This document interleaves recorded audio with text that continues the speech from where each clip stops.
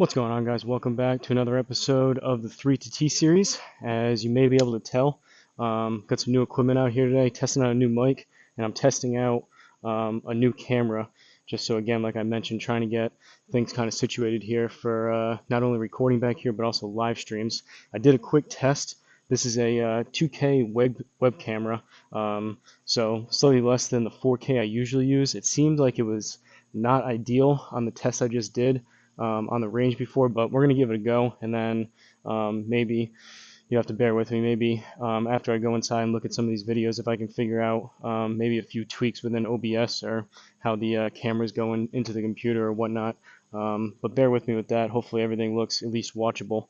But yeah, testing out a mic, and I wanted to do one of these just regular kind of courses first because I have a couple of subscriber requested courses. So I'm going to play the 3 holes here and take a look at the video real quick in between, and then hopefully be able to fire up some subscriber requested courses where everything's working good. But hopefully the mic sounds alright, hopefully the camera sounds alright, but if not, I can always go back to the other setup if I need to next time I come out. But for today's video, we are doing University of Michigan Golf Course. This is in Ann Arbor, Michigan, and the course designer on this one is R. Dyer.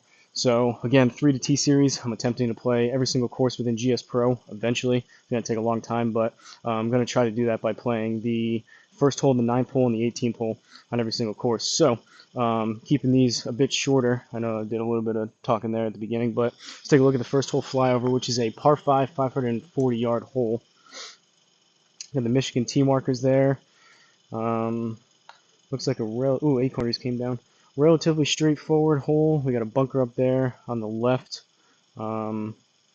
Curious to see how this mic does with not only I have a fan going here keeping my laptop cool, but with the wind and other surrounding noises. But again, just testing things out, so bear with me while I try to hopefully get things corrected. If I need to, I could always go back, like I said, to my other setup, but possibly may look into getting a different, maybe a 4K web camera, but it could just be, I mean, 2K is still really, really good. It didn't look great on my end over here, but maybe it'll look a little bit different when I go and edit inside. But I think maybe too, if I can keep this camera at least for the time being, which wasn't exactly cheap, it's a pretty nice Anchor webcam. If I can mess around maybe some settings within OBS, maybe to sharpen things up a little bit or whatnot. But let's go ahead and get into it. I'm going to hit driver. Worked out legs before, so feeling a little wobbly, so we'll see how this goes. But let's see what we can do on the first hole with driver. I forgot to mention, as I was warming up on the range, my very first shot of the day with the 60 degree, there's a little bit of a gap here, right up here, if you guys can see that, where 2 zip ties came off, and literally the first shot of the day with a 60 degree went right through that one little hole. So I don't know if that's symptomatic of how today's going to go with the different type of equipment out here or not, but hopefully everything goes good, and hopefully, like I said, that's not a foreshadowing of how today, both score-wise and technology-wise, is going to go. But driver.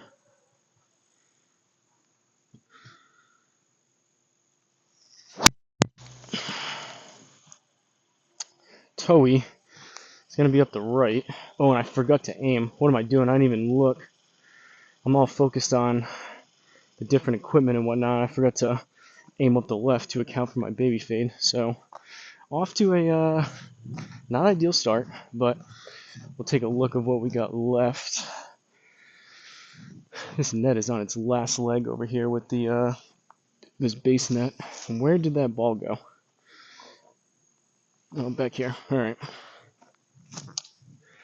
Hectic start, but we are in play. We're in the deep rough. We've got 279 left, right behind a tree, so that's fun.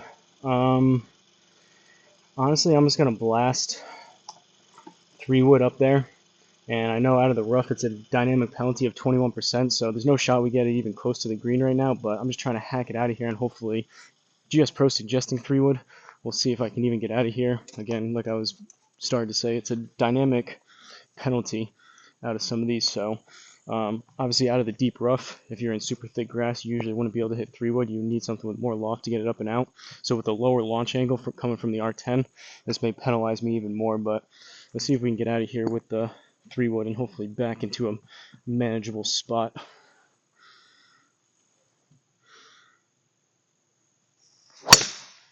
I hit it pretty good, but it was right. But at least should miss some of those trees, I think. All right, deep rough to deep rough, 152. But at least we're in a position now to hopefully put something on or near this green. So leaves us with 129 up about 2/3 of a yard. So we'll call it 130, and then deep rough is 21%. So 1326 thereabouts. So 156. Gonna go 9-iron. It's gonna come out a little bit left. We're on a downslope, so we'll aim here, and hopefully we just get this on the green. And on the green we save par. Inner circle is a birdie. Not that I'm looking for a birdie at this type of shot, but see what we can do at the 9.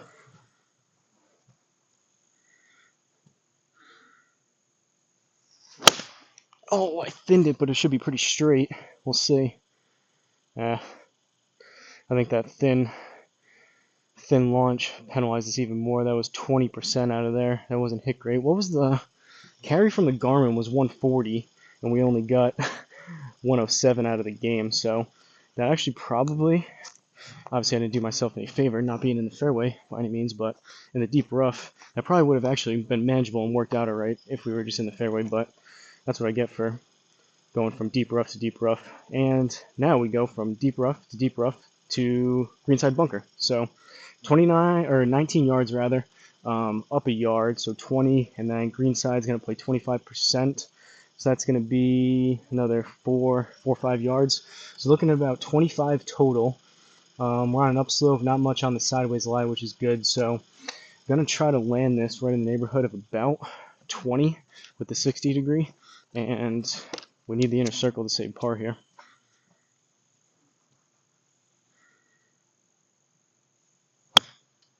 Pulled it a little bit.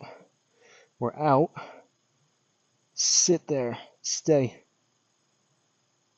All right. Got a par. Unconventional way to get a par, but we did get a par. Again, playing the furthest back tees, playing first, 9th, and 18th, and the goal here is to be even par, hopefully through 3, if not a little bit better. But we're on pace here with even through 1. So 9th hole, par 4, 412. Take a look at the flyover together here. Got the campus, I'm assuming. Never been to Michigan, let alone University of Michigan, the college campus, but football field I think looks like it's back there, maybe a practice field. I know they have, I think Michigan, the Big House they call it. That's the largest stadium I think in the U.S. It holds like 100,000 people or something like that. I looked it up the other day. It's crazy. But dogleg left. Let's see what we can do. This time I am not going to forget to aim. There was some trees over there on the tee box to the left, so I think I'm going to aim here, and we should be all right. There's that one tree right there that we just flew by, but right there should be all right. Kind of gets narrow up there, but hopefully we hit driver a little bit better, straighten it out than that first one.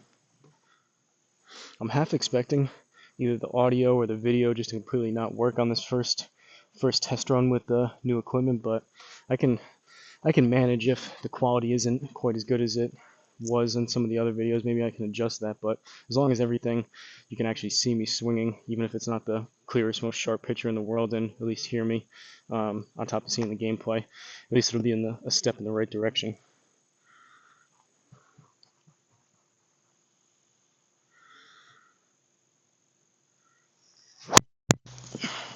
Straighter, still toey though, and the Garmin missed it.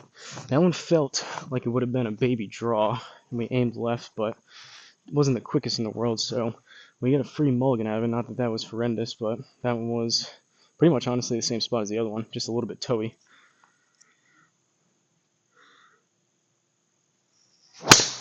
Oh, that one was hit better, but I left the club face open. And that's a second no read from the Garmin. What's going on here? We're still blinking green, which means we're good, so it's not like the Garmin glitched out. Is it a GSPro issue? I don't know. Try it one more time.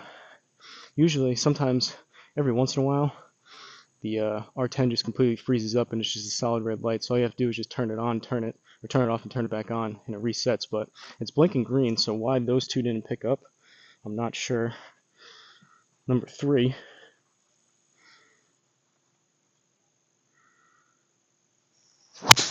Oh, popped up. I was high on the face, and still it did not go. This is what I was talking about. So this doesn't seem to me like a camera issue or anything. The Garmin's still going, so this could be a GSPro issue, which, if that's the case, I'm not really sure. We're not frozen. I still press J. Could be a connector issue. Let me just... I think I'm going to stop the R10 connector and just redo it. It's connected to the launch monitor. Maybe that will hopefully do the trick. There's always something out here, folks. It's kind of what I get for messing with things, but in an attempt to try to improve things, that's kind of my thought process of changing things out, especially for the live stream. And if I don't have to change many settings, it'd be good between recording and doing a live stream. But alright, I reset it. Garmin's still blinking. Let's see if this one actually goes.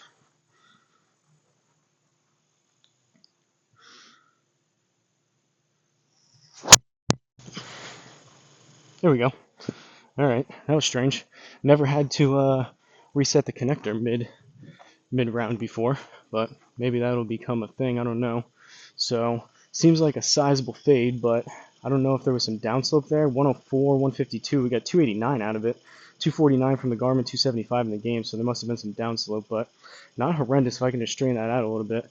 Not too bad. Leaves us with 134, up about 2 yards, and we're in the rough, which is going to be 6%. So, 136, we got a little bit of tree trouble. I don't know if I have to... If I press B, I think we're good, actually, so I can kind of just hit a regular shot.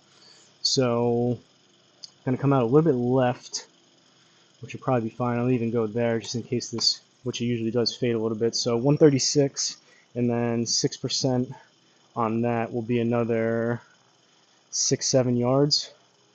So low 140s. I'm going to go choke down 9.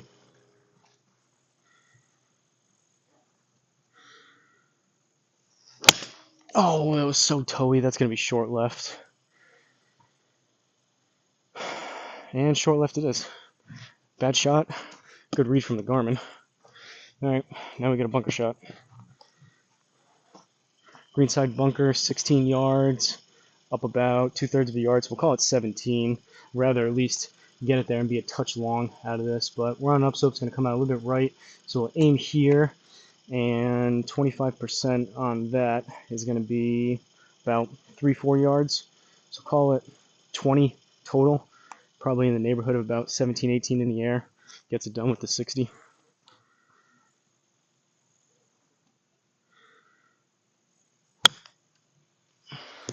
Hopefully I put enough on it. Alright. Did we squeak out another par somehow? Man, these are unconventional pars, but I'll take it. First round of the day, first couple holes of the day, so we're even through 2, even through the first and the 9th. On to the 3rd and final hole of this video, and this installment of the 3 to T series, which is, of course, the 18th hole, par 4, 461, down 16 yards, so hopefully we can get some distance on this tee shot, but it looks like there's water up there. Pretty cool look, though, with the campus in the background. So split fairway, we'll have to see if... That's pretty far out, but that is a pretty large amount of water. We'll see if that 265 range plus the downslope is going to put us into that. So 15.6, I don't know if that's all off the tee. Alright, I think we'll be alright. I'll have to hit it there. I mean, 275 is up here. That's going to be 3 bills. So on a really, really well-struck pure shot with the 15 yards, if that's a full 15 yards off the tee of downslope, possibly we roll to the front of it, but I don't think so. So we're just going to take a good full swing with the driver.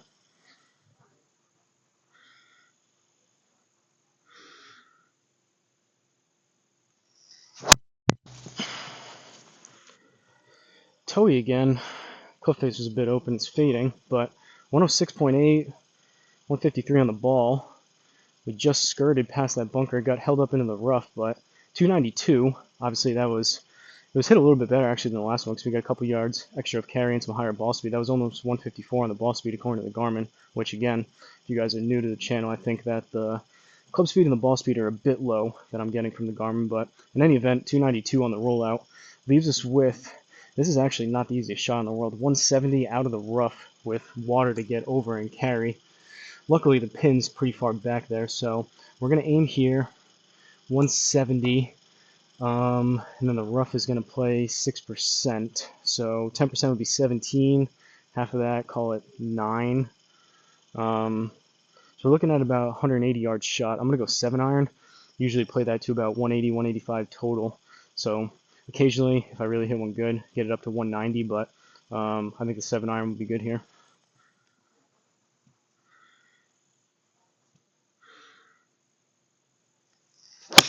Oh, I chunked it in.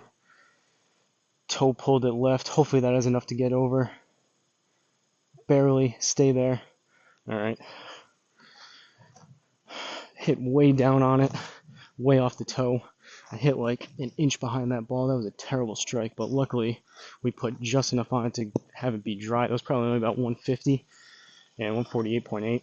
Not the best there, but we have a chance. Par 4, we're hitting 3. Get this inside the inner circle. We can scrape out another par and be even through these 3 holes. So 28 yard shot, up a little over a yard, and we're in the rough again. So we're going to do some math. It's going to come out right. We're on an upslope, so we'll aim here. And 29, need about 30, 31 total. So it's still going to be a 60, launch it high, and probably try to fly it the best that I can. If I ideally about 28 yards, but right between 25 and 30 we'll get it done.